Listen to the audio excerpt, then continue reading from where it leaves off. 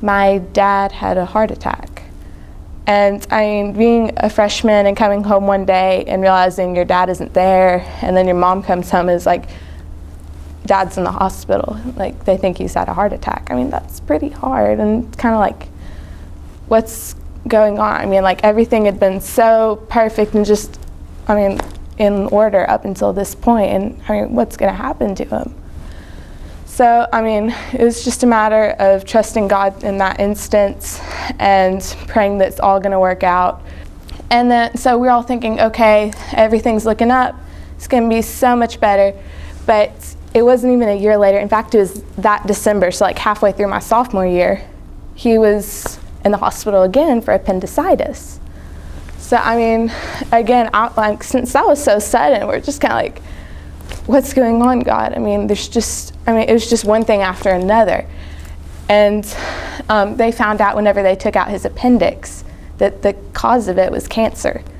But then all they had to do was just cut it out, because, I mean, so that was really a blessing in disguise, and it was amazing to see how the Lord used an instance. It was really hard for us to show us, like, but don't you see, like, I just saved his life here. Like, if he didn't have that, then, I mean, he would have continued to have cancer. I mean, it was in that instance, like, seeing, like, nurses in the hospital and how they treated him, the Lord was kind of pointing me in that direction. It was like, that's what I want you to do. I mean, seeing how loving and compassionate they were, and how much, like, I mean, just showing their passion in what they do. I mean, that was when the Lord really spoke to me and was like, that's what you've been called to do. That, I mean, all you really have is love, and that's like all you have to give. I mean, there's just nothing else out there that can, I mean, like, everything else is fleeting, and I mean, it's just so materialistic. But I mean, really, it all comes down to love, and how you love one another as Christ loved the church. Well, it was actually sometime last year he was diagnosed with carcinoma in situ, which is basically stage 0 cancer. So he's just, I mean, it's kind of like we're going through it all over again.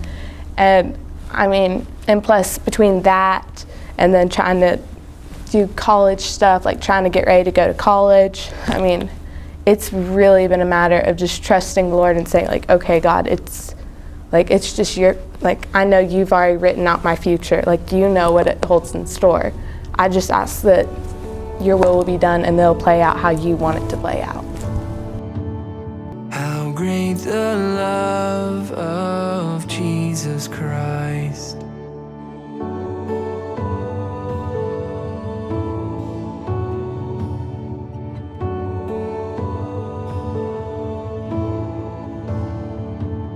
Upon the cross of Calvary, the blood was shed that pardons me. No